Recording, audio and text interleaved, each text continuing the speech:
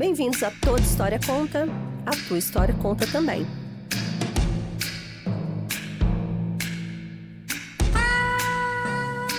Bom, esses dias eu escrevi um texto no LinkedIn porque me surgiu um incômodo no peito, assim, sobre a massificação das relações, das questões no trabalho, escola, nas instituições como um todo. Eu vou ler o texto aqui para vocês para contextualizar. Não dá para falar de vida profissional sem falar da psicologia. Não quero dizer psicologia organizacional que está entremeada em qualquer organização por meio de treinamento e desenvolvimento ou recrutamento e seleção. A vida profissional não está apartada da vida pessoal e havemos de convir que tudo que se expressa na coletividade de uma instituição um dia começou na cabeça de um indivíduo que pensou, intuiu, desejou ou sonhou. A força de uma organização empresarial sempre será reflexo da força de uma personalidade que ousou dar o primeiro passo. E isso é incrível porque tudo que já foi inventado, que já salvou vidas, que mudou a trajetória da humanidade, partiu um dia de um único indivíduo. Contudo, quando a coisa vai ganhando um corpo coletivista, traduzido pela ideia de cultura organizacional, corre-se o risco de beirar o totalitarismo. Explico. Além de psicóloga clínica, eu também sou psicóloga organizacional e já vi adoecimentos estampados em empresas enquanto se gastam volumes inimagináveis para consertar a liderança ou a cultura. Além de, por vezes, transformar o local de trabalho em um parque de diversões que, se olharmos direitinho, como adultos que somos, sentiríamos aquela conhecida vergonha alheia. Colaboradores maduros não querem firulas. Gente competente não se compra com lanche, festa, massagem e jogos. Adultos de verdade querem do trabalho um bom ambiente de respeito, trocas de ideias elevadas, educação, elegância, dinheiro no bolso e tempo para ficar com a família. Ou melhor, que o tempo da família não seja consumido vorazmente pela empresa. Por outro lado, adulto de verdade faz jus ao que ganha, trabalha com afinco, sem enrolar, sem fofocar, sem reclamar, sem falar mal da empresa e sem jogar contra, afinal ninguém obriga ninguém a estar ali. Pode dizer o que for, mas essa máxima de que o colaborador bom é o que age como dono é fantasia criada para o funcionário se rasgar e mostrar que veste a camisa, a calça, o sapato e daqui a pouco falar o jargão da empresa como se fosse seu sobrenome. Então, a despersonalização toma conta. Sejamos honestos, o funcionário não é dono. Da mesma forma que uma personalidade forte começa um sonho e este sonho, sim, alimenta muitas famílias e isso é justo e moral, uma pecha coletivista que promove ideias de alta performance, trabalhe enquanto eles dormem. Ou trabalho como propósito, aqui a gente não trabalha, realiza sonhos. Muitas vezes faz o funcionário sucumbir como pai e mãe de família. A visão mecanicista está fazendo estragos, dando a sensação de girar em círculos, de que tudo o que se faça não é suficiente, de que o tempo é sempre menor que o volume da entrega, até que a crise de pânico, o burnout ou um possível divórcio de quem acabou por se casar com o trabalho faça a roda parar de girar à força. Por isso eu disse acima que não dá para falar de vida profissional sem falar de psicologia. Se você não buscá-la intencionalmente, ela pode te alcançar acidentalmente. Então, é isso. Esse texto, né? Uhum. Vamos separar ele em tópicos, então, para ficar mais fácil, que tem muita informação, fica até difícil de acompanhar um pouco tudo, né? Porque fala de muitas coisas, então a gente não consegue pegar tudo ao mesmo tempo, tem que dar uma destrinchada, né? Sim. E se fosse dizer, eu acho que o primeiro tópico seria... Podemos dizer que o primeiro tópico é vida pessoal e vida profissional? Sabe o que eu acho, Pedro? Que fomos tomados, a pessoa, ela foi sugada pro profissional. Hoje Isso. O profissional, ele é como se estivesse acima de qualquer estado pessoal de ser. Isso aí. O que você acha disso? Eu acho que faz sentido, né? Principalmente Em alguns estados mais do que outros, né? Na cultura paulista é muito forte isso. Se a pessoa não tá trabalhando, é como se ela não tivesse um eu. Sim. Ou... Só que também tem uma mistura, né? Porque às vezes a pessoa tá trabalhando, só ela não é remunerada. Então tem uma mistura também sobre remuneração e... Tipo, se a pessoa não é remunerada, é como se ela não fosse uma pessoa. Também tem isso, né? Essas duas coisas, de depender de um emprego e uma remuneração para ter um eu. É uma mercantilização das relações. Isso. Né? Também é uma relação de mercado, né? A pessoa se torna um produto, né? E me preocupa esse ambiente organizacional, porque as pessoas estão cada vez mais com a sensação de que não dá conta da entrega que tem que ser feita. É como uma sensação de sempre estar em déficit. E como nós fomos meio que colocados como máquinas, né, numa visão muito mecanicista do ser humano, a máquina tem que dar resultado, né? Isso. E se ela dá um resultado pífio, né, ruim, ela é trocada, né? Substituída. Então, isso é muito sério, porque a sensação é que as coisas ficam girando em círculo, que os resultados também, eles não são bem resultados, assim, que melhoram a vida das pessoas, porque, se a gente fosse falar na melhor das hipóteses, resultado seria melhorar a vida das pessoas, mas as pessoas estão cada vez mais cansadas, com burnout, com ansiedade, com tudo, né, dentro de um ambiente de trabalho, e por outro lado, um circo acontecendo aqui, né? Festas organizacionais e aquelas firulas todas. Sim, parece que tá tentando enganar, né? Um pouco do pão e circo. É meio pão e circo, né? Tá uma merda, o Império Romano tá caindo, mas a gente faz uma festinha, um negocinho pra dar uma enganada na galera. Isso. Que também é uma coisa que fecha muito e que tá muito presente na cultura, é o work-life balance. Como se a vida pessoal e a vida profissional não se misturassem, né? A pessoa tem que ir pro trabalho ganhar dinheiro, ela tem que fazer o que ela não quer para ganhar dinheiro, ou que ela faz o que ela nem deveria estar fazendo, ou que não seria o melhor para ela, em troca de dinheiro, para um dia ela se aposentar e fazer o que ela quer. Então tem essa cultura de tipo, eu sou um pouco a minha destruição no trabalho para eu ter um pouco de conserto depois. É uma lógica muito contraditória, né? Sim. É uma coisa muito louca. E assim, vamos supor que a pessoa estivesse se gastando assim terrivelmente, mas para algo que fosse da sua vocação de fato, assim. Isso. Da sua, né, algo que um chamado da sua existência mesmo. Aí tudo bem, você tá se rasgando ali por algo, né? Agora, você medir, né, a medida do dinheiro ser uma medida para sua vida, é muita infelicidade viver assim, né? Pois é. Tem até uma medida que é feita de quanto de álcool é consumido por metro quadrado nas cidades.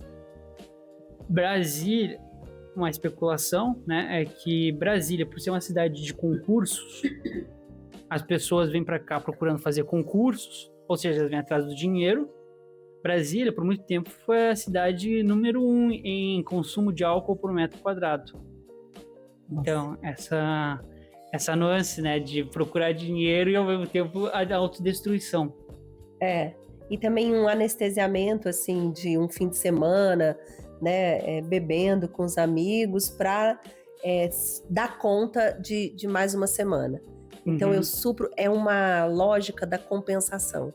É uma constante compensação. Já que eu trabalho muito, eu vou comer coisas gostosas, eu vou sair para lugares bons, eu vou fazer viagens excelentes, para fingir que eu tô mais ou menos tranquila, que a vida é razoável. Algo, né, possível de ser vivido. Tem um pouco de coisas boas, tipo, meu trabalho é uma merda, mas pelo menos eu posso ir pra Europa no final do ano, né? Isso. Lógico que essa vida, não que a gente não tá aqui falando mal da vida dos tempos de hoje, porque assim, esses são os tempos e a gente precisa absorver esses tempos, né? o tempo atual. Mas tudo isso, eu posso fazer tudo isso. Trabalhar durante um tempo, no fim de semana curtir com a família, fazer uma viagem, mas isso tudo tem que fazer sentido, né? O trabalho tem que fazer sentido. Não adianta um trabalho sem sentido para depois fazer um movimento compensatório. Não, nem um pouco. É esquisita. Porque se for um trabalho com sentido, né, uma vida com sentido, tudo bem as coisas serem assim, porque são assim mesmo, né? A vida é um pouco assim mesmo, né? A gente trabalha bastante, no fim de semana tá ali junto com a família. Esse modelo não tem muito como escapar disso, né? Não.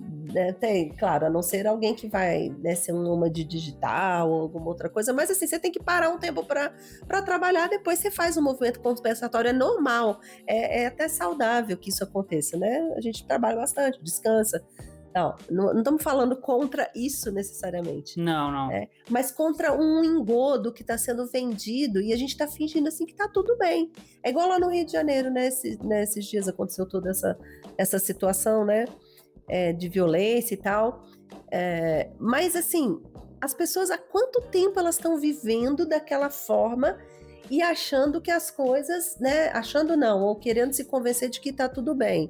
Né? Tá vivendo uma tragédia numa guerra e sem questionar aquilo, sem falar, gente, peraí, isso tá muito ruim. Aí o ruim vai sendo assimilado. Pois é. Né? No Brasil, a gente tem essa tendência de assimilar muito fácil. A gente é muito dança conforme a música, né? A muito cultura maleável. Do jeitinho, né? A cultura do jeitinho é isso. Tá uma merda, mas a gente dá um jeito de seguir em frente, né? Isso. A gente é mais flexível, então nós brasileiros temos a tendência a deixar a coisa como está, né? E não mexer na coisa. Aceitar a violência, por exemplo, sair na rua e levar um celular para ser roubado. Que lógica tem isso? Sim, então, o celular do bandido e meu celular, né? Então, assim, sabe, é a mentira que ronda as instituições. É a mentira que ronda as relações. Isso que é muito grave. Esse é o problema, é isso. E acho que é importante trazer uma frase do Olavo, que é, pelo menos, que para mim é o que me norteia. E eu acho que quem abraçar essa frase também vai encontrar felicidade, vai encontrar... se fizer direito, refletir sobre essa frase, porque não é uma frase fácil de compreender logo de cara. Mas quanto mais tu refletir sobre isso e mais tu for atrás disso, mais próximo da felicidade tu vai estar e da realização. Que é aquela, né, que isso ele falando, eu faço o que eu tenho que fazer, Deus põe quanto dinheiro Ele quer no meu bolso. Ou seja, a pessoa está atrás de realizar aquilo que Deus pediu para ela. Quando a gente nasce, a gente tem uma vocação, né? Vocação é um chamado. Então... quando a gente nasce, tem um chamado, algo que a gente tem que encontrar, algo que nos chama nesse mundo, tem um porquê da gente estar aqui. Sim. Quando a gente está buscando realizar isso, a gente está atrás dessa resposta para aquilo que Deus nos pede, a gente está focando no bem, no amor ao próximo, que também é o que Deus nos pede, e o dinheiro ele vai passar a ser uma consequência. E aí fica muito mais leve a vida que tá pautada no amor e não na ganância. Sim. Né? Dai a César o que é de César e dai a Deus o que é de Deus. Exatamente. A justiça, né? Isso. É uma vida justa, né? E por outro lado, nós temos sentido no dia a dia uma vida injusta. É isso tudo que eu tô falando, assim, de que parece que você sempre está em déficit da entrega, do trabalho, né? É uma vida injusta. Você acostumar-se com a violência é uma vida injusta, né? Então isso que você está falando é assim, viver com a tônica do amor. É muito mais fácil do que viver com a tônica do dinheiro, né? É isso. Porque no fim é do desespero, né? É desesperador. É também fazendo um paralelo com a cultura brasileira, o Brasil, ele tá sempre, o brasileiro, principalmente a classe média, ele tá sempre a um passo da pobreza, né? É uma coisa que acho que todo mundo experiencia um pouco, se parar para refletir. Se a pessoa parar de trabalhar, não demora muito pra ela, tipo, tudo que ela tem, ela perder. É muito fácil tipo, a classe média, ela tá sempre um passo da pobreza. Ou seja, tem sempre a pressão de ter que viver essa tensão atrás do dinheiro. A cultura brasileira propicia isso também, né? Não é só como se as pessoas quisessem a sua loucura, mas tem esse medo de estar sempre a um passo de regredir tudo que conquistou, entre aspas. Sim. Porque a gente precisa de um certo conforto material, e a gente acaba se apegando um pouco a isso também, porque é muito fácil de perder isso no Brasil. Uhum. Quando a gente vê, por exemplo, conseguir um carro novo, um carro bom, mas é assim, aquele aperto para pagar o carro. Isso. É aquela correria para manter uma casa, né? E qualquer deslizezinho tu já meio que dá um passo atrás. Tem uma tensão também, né? Essa Sim. cultura brasileira. Não é a culpa do indivíduo, né? Ele está imerso em um ambiente, né, que proporciona ou não, né, a esperança, né, e não o desespero. Então, assim, até que o brasileiro, né, pensando, é esperançoso até, né? Ele dá conta aí de muita coisa com muito pouco, né? Tanto é que, às vezes, quando o brasileiro vai para fora, artista, esportista, se dá bem e tudo, porque treinou, às vezes, em condições precárias, né? E quando encontra lá as condições, né, mais favoráveis, se dá muito bem, né? Então, aprendeu a ser muito criativo, né? Mas, assim, isso é um jeito que a gente deu de superar a dor, né? É isso. A dor de estar a um passo da pobreza, por exemplo, né? É um jeitinho que a gente deu, né? Também. Então, assim, é meio triste viver assim, fazendo esses arranjos, que é o que acontece também na nossa vida pessoal, né? Na nossa vida psicológica, vamos dizer assim, quando a gente começou falando de psicologia e trabalho e tudo, né? É quando a gente começa a criar mecanismos para lidar com a dor, né? A dor é tão grande da existência, a forma como a gente foi, às vezes, criado, às vezes o ambiente, as situações, as circunstâncias que uma criança, às vezes, nunca deveria passar. Então, a gente vai criando mecanismos para poder dar conta dessa dor, né? Então, psiquicamente também, né? O ser humano como um todo é meio brasileiro, né? Ele vai encontrando jeitos e mecanismos ali para suportar, né? Coisas que ele não deveria nunca ter passado. Isso. Tem esse lado bom, né? De criar um jeito de passar por cima, só que também a pessoa às vezes ela mascara tanto que fica até difícil de encontrar o que foi esses arranjos que ela fez para lidar com a situação. Uhum. Tem esse lado bom e esse lado ruim. Isso. Talvez até isso seja uma das tônicas da dificuldade de melhoria.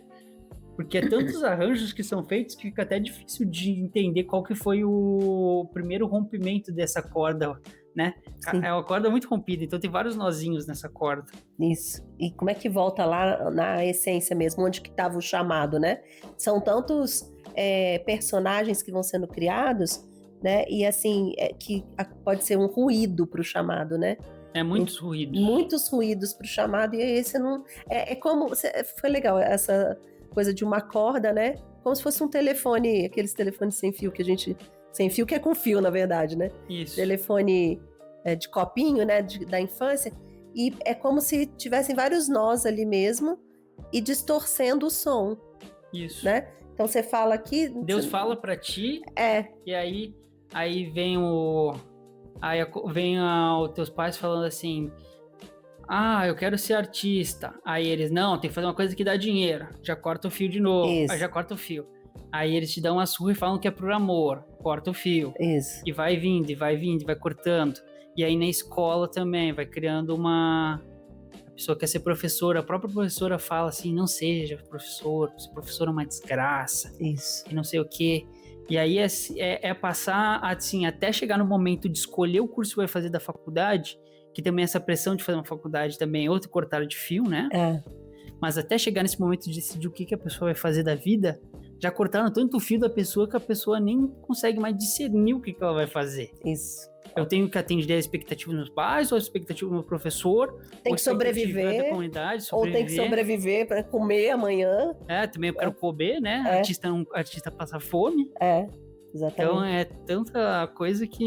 Ou sair lá da roça para vir para a cidade grande, porque tem que ser assim, né? Então são essas formas mecanicistas e mercantilistas, né? Tem que ser assim, eu tenho que estudar, aí eu tenho que me formar, aí eu tenho que... Né? Essa forma mesmo de regras e protocolos, né? Que o ser humano está imerso. E às vezes não é para ele ir para a cidade grande, é para ele ficar lá na roça com o gadinho dele e lidar com a vocação dele ali. Isso. Né? Porque lembrando que a primeira vocação dele é familiar, né? Então, a primeira vocação é você ou encontrar alguém, né? Ou no caso, né, sacerdócio e tudo, mas assim, dentro da sua comunidade, dentro do seu meio ali. É a primeira vocação que você precisa exercer. Aí, é claro, extrapolando isso à medida que você vai sendo chamado também a extrapolar, né? Isso aí. Eu sou eu e minhas circunstâncias. Isso. Se eu não salvo elas, eu não salvo a mim mesmo. Exatamente. Então, a pessoa, ela primeiro tem a circunstância dela ali. Não adianta ela querer negar essa circunstância e ir para uma cidade grande se ela não tá buscando lidar com a circunstância dela. É uma fuga. Sim. Então, não vai ser frutífera. A ida para a cidade grande pode ser até um motivo de grande sofrimento. Sim. Às vezes a destruição, assim, uma família muito desestabilizada pode ter começado por um rompimento com uma circunstância. Sim. Tinha uma tradição, tinha um primeiro chamado, que essa também aí já dá para fazer uma extrapolação simbólica. Que assim, da simbologia ser a união das partes, a união de Deus e a matéria. Sim. Então, tu tem uma união de Deus com a matéria. Deus, o antepassado, ele nasceu em algum lugar, ou seja, Deus queria que ele nascesse ali, tinha esse chamado, então tinha um símbolo ali, dessa união da matéria com Deus, desse chamado. E ele decidiu romper com o chamado que tinha e foi para a cidade grande. Ele quis negar aquilo. Ali tem um rompimento de Deus com a matéria. Isso gera uma diabolia, né? Essa diabolia abre precedente para um monte de outras desgraças, né? Sim. Se esse não for o chamado. Se esse não for o chamado. Porque às vezes ele pode ser chamado, sim, a desbravar. Isso. Né? Porque tem as famílias de desbravadores, né? Tem. Né? Então, às vezes, a sua família mesmo, ela tem essa tônica, né? De desbravar. Isso. Cada um tem É isso aí. Cada um tem o seu chamado e a negação do chamado. Que Sim. também remonta um pouco a Adão e Eva, né? Eles tinham a escolha deles, a união com Deus, e eles escolheram outra coisa. Sim. Eles escolheram o lugar de Deus. Romperam, né? Romperam. Por isso que, né, só alargando um pouquinho aí essa questão do símbolo, né? Que é a união das partes, né? E diabolon é a ruptura das partes. Isso. Né? Obviamente, a ruptura, não é que ruptura seja sempre diabólica, né? Não. Não necessariamente a ver com a diabolia. Sim. Que é a separação das partes. Sim. Que vem, acho que é do grego, né? Diabolon. Isso. Né? Símbolon e diabolon. Vem do grego, né? Que é a separação das partes. Mas não quer necessariamente ter a ver com Lúcifer. Sim. O capeta. Sim, claro. É isso, né? Porque separa-se. O símbolo é o que une, né? Então, a diabolia é a separação. E a separação, obviamente, e falando nisso aqui, é porque, assim, são muitas circunstâncias e muito únicas, né? O que acontece é que nós precisamos entender um percurso familiar que é uma parte da nossa história muito importante, né? Esse ligar de pontos dos nossos antepassados, o que eles foram fazendo mais ou menos, dando um tom para a nossa vida. Essa é uma parte. É uma parte. A parte, mas na verdade, o chamado é único, é individual, né? Então, essa primeira parte que faz uma unidade dentro da gente, mais o nosso chamado próprio, mais, né, o ambiente, as circunstâncias, o encontro que a gente vai ter com, né, por exemplo, o nosso marido, esposa e tal, vai dar uma outra unidade. Então, são muitas partes para que a gente possa compreender tudo isso. Mas a verdade é que, como a gente está falando aqui, o grande problema é o automatismo.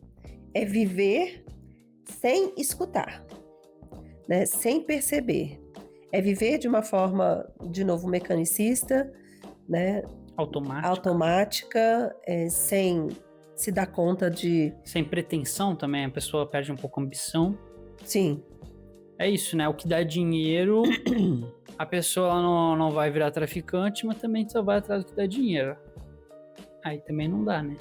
E aí também não dá pra ficar, eu vou seguir o que a minha família viveu. Minha família é uma família de traficante, por exemplo. Aí eu vou seguir aqui o que a família...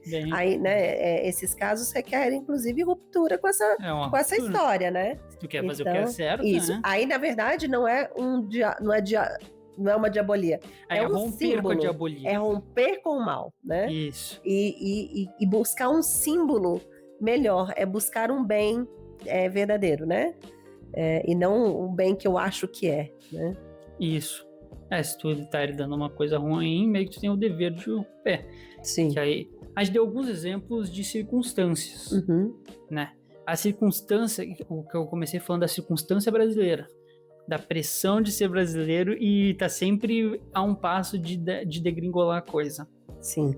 Mas se a gente já falou algumas vezes nos episódios sobre se deixar levar pelo medo, que o medo também, ele cega um pouco a gente e impede que a gente tenha um olhar esperançoso de enxergar a vida como ela é. A gente pega o recorte do medo e vive a partir disso. E não é isso, né? Tem esse problema do Brasil, claro, tem. Mas quando a gente para de se preocupar um pouco com o que pode dar errado, e se concentra com o que pode dar certo, a vida passa a ser mais fluida. Sendo mais fluida, tu começa a entregar valor para as pessoas. O dinheiro é uma forma de capturar valor. Então, se tu tá entregando valor, meio que tu tá capturando... Se tu tá entregando valor, o dinheiro vem, porque o dinheiro é uma forma de capturar valor. É uma coisa natural. Tu tem que esquecer que o dinheiro vai vir e focar no bem. Sim. Mas se fizer direitinho, se tu entender também da estrutura que é empreender, empreender é uma forma de fazer bem, que nem tu falou no texto, a personalidade do empresário gera um bem para várias pessoas. Empreender é uma forma de bem, uma forma de fazer o bem. Então, se a pessoa está focada nessa forma de fazer o bem, nesse chamado que ela tem de empreender em uma determinada área, ela vai trazer sustento para as pessoas que trabalham com ela, melhorar a vida das pessoas e vai conseguir realizar e ter uma realização financeira também. Sim, empreender no fim das contas é tudo na vida, né? Eu vou empreender um projeto, eu vou empreender fazer um bolo, né? Tudo é meio empreender, é um estado criativo de ser, né? A grande questão do humano é criar mesmo, né? Então é empreender, no fim das contas. Né? Agora, essa coisa que eu falei no texto sobre se sentir como dono, né? Boa, a gente estava esquecendo disso. Porque, na verdade, assim, né? É uma mentira. Precisa quebrar com as mentiras. Sim. Eu posso ser um excelente funcionário, mas eu não vou agir como um dono. Isso é uma mentira. Sim. Eu não sou o dono. Aquele projeto não é meu.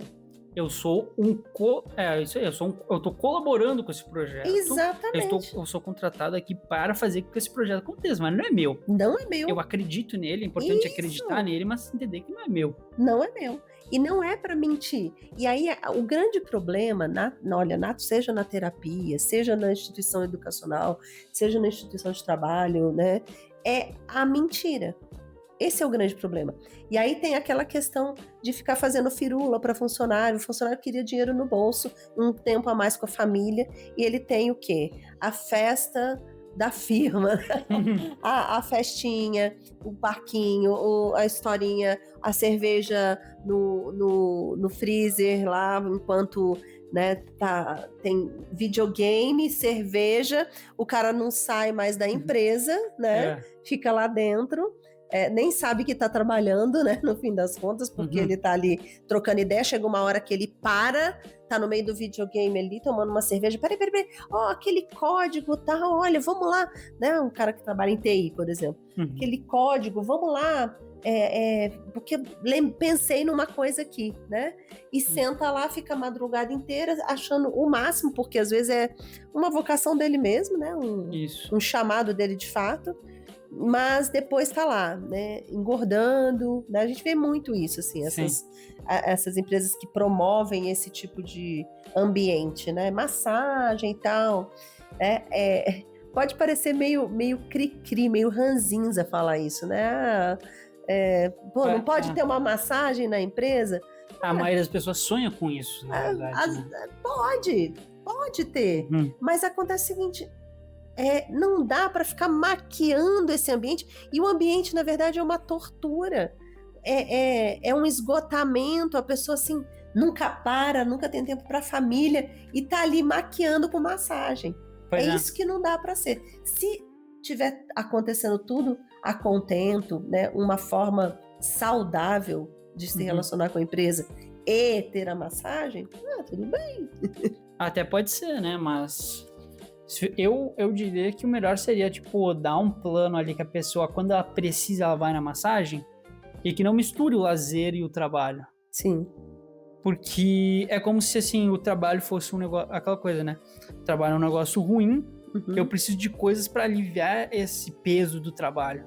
Esse movimento compensatório, né? Isso. O tempo todo. O que não deveria ser assim. Se tu tá alinhado ao teu dever e tu tá fazendo aquilo que te é pedido, tu não deveria precisar de compensações. Sim. Tu teria que ter, assim, ó, precisa ter para trabalhar bem, precisa de alimentação boa, descanso e... Um bom ambiente, assim, né? Uma troca bacana. Isso. Ter uma boa iluminação, tudo mais, né? Ergonomia. Essas coisas de ergonomia e tal. E também tu precisa ter uma vida pessoal boa, tu precisa ter um tempo pra ti, um tempo pessoal, não se misturando, mas assim, pô, o meu eu quer estar com a minha noiva, quer estar com a minha família, então precisa ter isso, e isso vai ajudar o trabalho. Agora, tu quer deixar que a pessoa seja como se ela tivesse acorrentada ao trabalho, não, o lazer é aqui dentro do trabalho, tudo aqui dentro do trabalho. Não é assim também. Sim. Porque isso acaba criando... A cultura organizacional não deixa de ser uma massificação. É complexo isso, porque criar cultura organizacional, é lógico que o empresário, ele traz o tom dele, o jeito dele, ele imprime ali um modus operandi muito próprio. Isso, da personalidade dele. Mas a cultura organizacional que se busca hoje no mercado não é isso. A cultura organizacional é um jeito de dar uma forma coletivista para uma empresa de pessoas únicas e irrepetíveis. Isso aí. É isso, né? A pessoa, a equipe ali de cultura da empresa, ela vai pegar coisas que ela acha que é interessante e vai imprimir para todo mundo, né? Por exemplo, videogame. Videogame é um lazer para algumas pessoas, mas é a solução para todas. Sim. Todo mundo tem que adequar o videogame, por exemplo. O que a empresa tá... a empresa tá dando videogame, futebol e cerveja. parece legal, mas não é pra todo mundo isso. Sim. Só que todo mundo tem que... A cultura... Vai criar uma cultura em torno disso e daí todo mundo é forçado a achar aquilo da hora.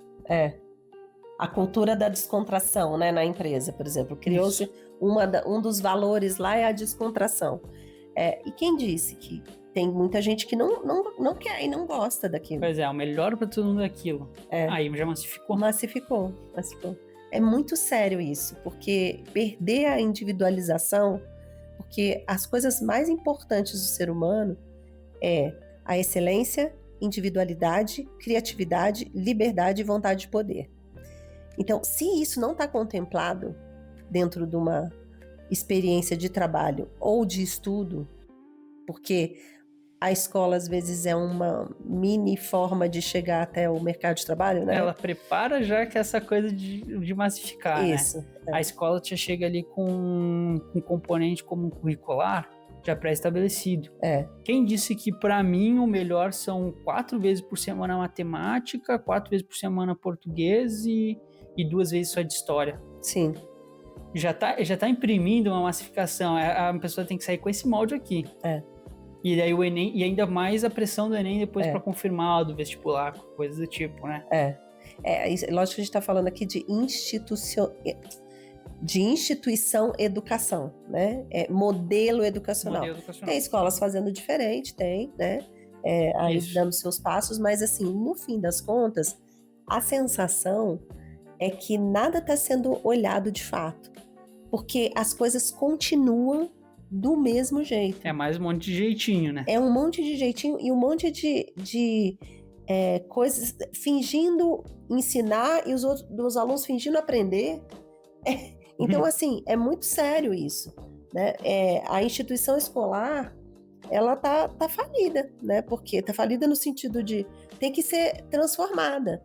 Não dá para você pegar um currículo nacional e imprimir ali dentro de cada estado do mesmo jeito, né? São condições totalmente diferentes de vida, de cultura, de condição social. Então, assim, é muito sério você massificar dessa forma. O MEC chega, decide um negócio, por tipo assim, 10 pessoas decidem o que 50 milhões de estudantes vão aprender. Isso.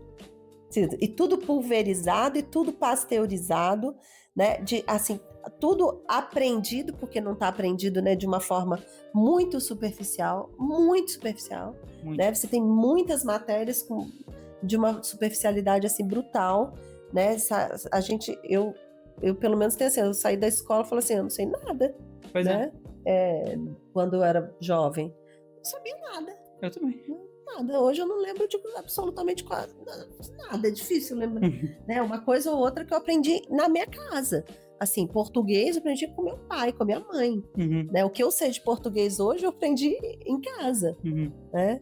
Então, é muito sério essa política do finge que faz e do finge que recebe, do finge que aprende, do finge que ensina, né? Da mentira de novo. Finge que é feliz depois e vai, né? E vai fingindo na vida, né?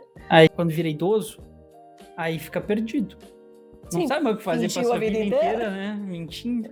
Mentindo, fingindo. Então, assim, lógico que antigamente, né, até era menos, né? Porque as pessoas adoeciam menos porque elas estavam ali mais, né, cuidando da sua terra, do seu alimento, da sua subsistência ali, tudo bem. Que a gente pode ultrapassar isso com a questão cultural, com conhecimento. É maravilhoso. A geração dos teus avós, né? Sim. Isso. Que aí depois a geração dos meus avós aí já é a geração que tá perdida, né? Já se perdeu um pouco do... ficou ali num limbo, né? Isso. De não saber se eu estudo, eu fico lá na cidade pequena, vou pra cidade grande, estudo, não estudo. O que eu faço, né? Foi essa transição ali que agora a gente vê, né? Que é o pós-guerra, né?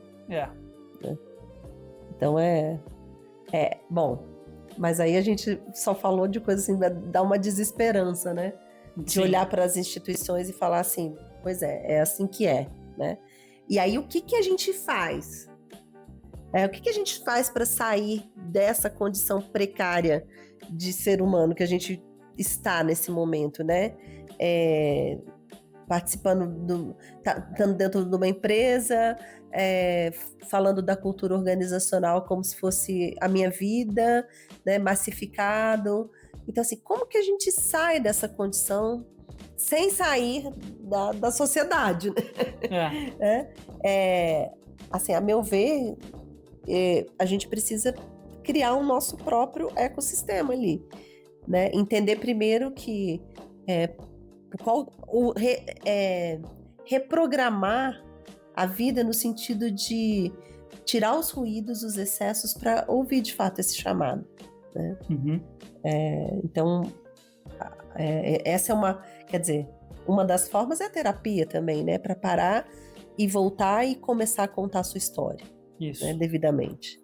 Sim, aí vai ter alguém ali sentado contigo te ajudando a compreender cada um desses nós que foram dados, né? Sim. Aí é um dos meios.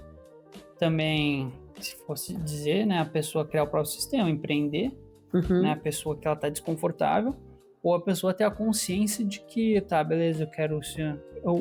Eu consigo me adequar à instituição e tal, e vou trabalhar da melhor forma possível. Sim. Também pode ser. Porque importa, eu quero uma forma de subsistência para minha família, então eu vou lá, eu dou o melhor, né, naquele trabalho e me volto para a família, volto para a igreja, para a comunidade, né, a forma de exercer de fato sua vocação, porque a vocação também, as pessoas confundem profissão com vocação, né? Sim. Eu sou médica, é minha vocação. Não é isso, né? Não. É óbvio que não. Mas a vocação, ela exercita em qualquer lugar. Quando você encontra mesmo esse chamado, né? Em todo lugar que você tiver, você está exercendo sua vocação. Isso aí. Né? Nas suas relações com o seu vizinho, no seu trabalho, na escola, onde quer que você esteja. Isso aí. Eu falei assim, tá, beleza, quem quer trabalhar pode trabalhar. Mas eu acho que ainda assim, eu acho que todo mundo tem uma vocação a empreender. Eu acho. Por mais que alguns tenham mais medo do que outros, eu acho que a sociedade optasse pelo empreendedorismo, em vez de... Hoje é muito difícil a gente não pensar nas big techs, nessas grandes conglomerados de empresas, né? É muito difícil pensar como é que seria se não existisse isso, né? Pô, a Amazon, a Apple, a Microsoft, quantas pessoas não trabalham nessas empresas, né? São quase estados-nações essas empresas. Sim. É um pouco difícil de pensar como seria a vida sem isso, né? Mas seria tão interessante, né, se cada um tivesse o seu próprio negócio, o seu jeito de contribuir com o mundo. A gente não compra sapatos da Nike. A gente tem 250 milhões de pessoas no Brasil, né? Se quem quer fazer sapato, em vez de estar na loja da Nike, tá ali fazendo sapato para algumas pessoas. Sim. Um sapato que dura mais. Sim. Aí o outro tá... fazendo pão. Tá fazendo pão. E assim, e fosse assim, sabe? Eu acho que ia ser tão mais interessante, as pessoas iam ser mais leves, né? A pessoa escolhe assim, putz, eu sou padeiro aqui, eu tenho meu negócio, tá indo, e eu vou... Aí eu, quando preciso ficar um pouco mais em casa, eu fico, quando preciso mais trabalhar, eu trabalho, a pessoa se adequa, né? Sim. Como era antigamente, né? A pessoa trabalhava de acordo com as estações. Sim. Então, é um pouco idealista, claro, mas, poxa, por que não ser idealista um pouco, né? Sim, porque, assim, não tão distante, né? Tinha um ordenamento da sociedade, assim, quer dizer, a minha padaria funcionava aqui e em cima, eu morava em cima, né? Estávamos todos ali cuidando da padaria, né? Da minha família, né?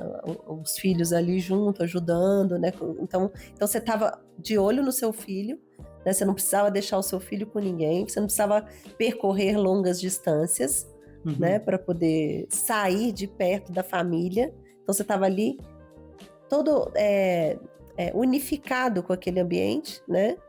E fazendo o que você sabe fazer de melhor, Você aprendeu o ofício ali com seu avô, que foi passando pro pai, né, e tal. E assim, tem uma pessoa da família que gosta de arte.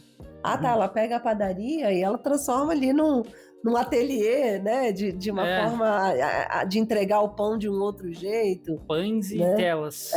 Então assim, é muita coisa que dá para fazer. E se, olha, uma vez eu escrevi um post e umas pessoas falaram, nossa, é isso mesmo, outras criticaram, né? Eu escrevi um post assim, que se a pessoa colocasse no papel, computasse mesmo, assim, né? Pessoa que trabalha bem longe do trabalho. Demora, né? Lá em São Paulo eu conheci uma pessoa que demorava 3 horas para ir, 3 horas para voltar. Foi o máximo, assim, que eu já vi. Sim. E eu achei, assim, surreal, né? É surreal Ela mesmo. passar 6 horas do dia indo e voltando do trabalho. Só em transporte, né?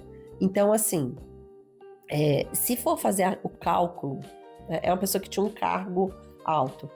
Se for fazer o cálculo de roupa que ela gasta, de transporte, de carro, gasolina e tudo mais, né? É uma pessoa para ficar com as filhas ou as atividades extracurriculares que os filhos vão estar.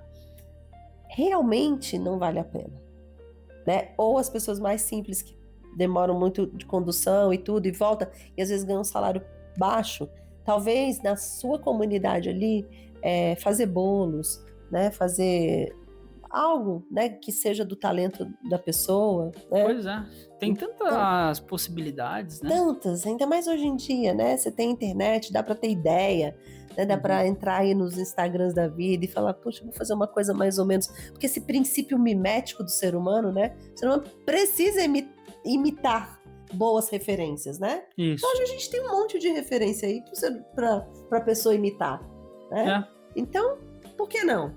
Né? Por que não? Então o ser humano, o evento humano é criar. Isso aí. É criar. Vou falar mais uma vez do Olavo, né? Gênio é quem cria a sua profissão. Isso. Então, é isso, né? Esse é o nosso destino, é criar, né? A gente é complexo demais para se encaixar em uma profissão, né? Então, o evento também é criar um pouco a nossa profissão. Exatamente. Por isso que, né? A gente fala toda hora, né? Quando sua história ocupa o seu lugar, né? Então, justamente para trazer um pouco mais de esperança, né? E a gente não terminar assim só queimando as instituições, né? Acredito assim que caminhos, né? Terapia, né? Uma terapia que realmente a pessoa esteja ciente, né? O terapeuta esteja ciente de que aquela pessoa precisa contar a sua história e não simplesmente falar de sentimentos, isso é muito sério. Porque sentimentos vêm e vão e a pessoa fica lá o tempo todo falando de sentimento na terapia, não tem muito sentido, né? Mas assim achar esse sentido para a vida, né? Encontrar esse chamado, retirar os ruídos do caminho para encontrar esse chamado, né? Acho que esse é o principal. Acho que os ruídos. É